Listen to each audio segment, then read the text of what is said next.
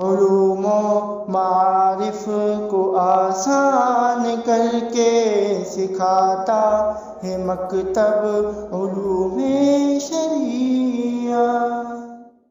بسم اللہ الرحمن الرحیم۔ عربی علم الصرف اور علم النحو کے اسباق ہمارے چل رہے ہیں۔ اس میں ہم نے گزشتہ اسباق میں کچھ علم الصرف کے اعتبار سے سیکھا، اور اس سے پہلے ہمارا علم النحو کے اعتبار سے چل رہا تھا کہ معرب اور مبنی ہونے کے اعتبار سے اسم کی دو قسمیں ہیں، اسم متمکن، اسم غیر متمکن۔ اسم متمکن معرب ہوتا ہے، اسم غیر متمکن مبنی ہوتا ہے۔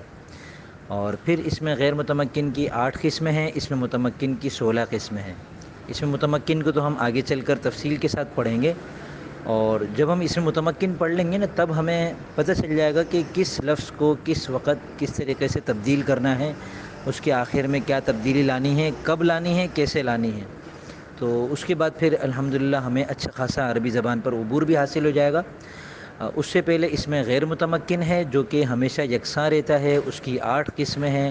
ان 8 قسموں کے جو الفاظ ہیں وہ مخصوص ہیں، ان کو ایک دفعہ زندگی میں یاد کرنا ہوتا ہے، اور پھر ساری زندگی ان میں ہمیں یہ پریشانی نہیں رہتی کہ ان میں تبدیلی کیوں نہیں ہو رہی۔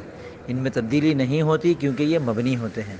تو ان 8 میں سے 3 قسمیں ہم نے پڑھ لی ہیں، ضمیر اور اسم اشارہ، اسم موصول۔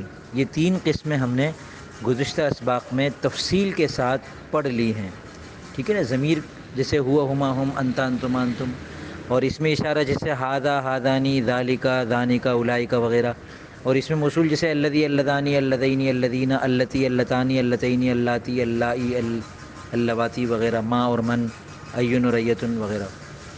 تو یہ 3 قسمیں تھیں۔ اب اس کی 5 قسمیں اور ہیں جو ہم ایک ایک کر کے الگ الگ سبق کی صورت میں پڑھیں گے۔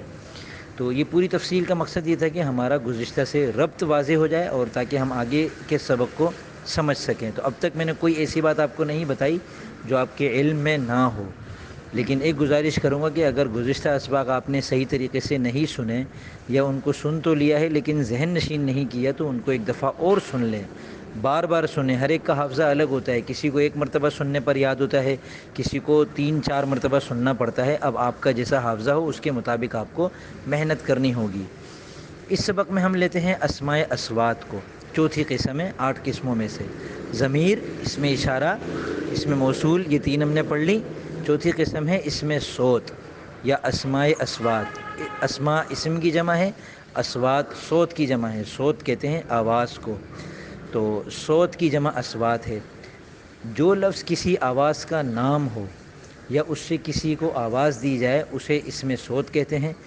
جیسے اردو میں ہم مختلف قسم کی آوازیں نکالتے ہیں، جانور کو بلانے کے لیے آواز نکالتے ہیں، اور جیسے آپ نے دیکھا ہوگا جو گھوڑے دوڑاتے ہیں اس کو گھوڑا دوڑانے کے لیے جو آوازیں نکالتے ہیں، گدھا گاڑی چلانے والے آوازیں نکال رہے ہوتے ہیں، بکریوں کو ہانکنے والا الگ قسم کی آوازیں نکال رہا ہوتا ہے، تو اور کھانسی کی آواز نکلتی ہے، چھینک کی آواز نکلتی ہے، مختلف قسم کی آوازیں ہوتی ہیں۔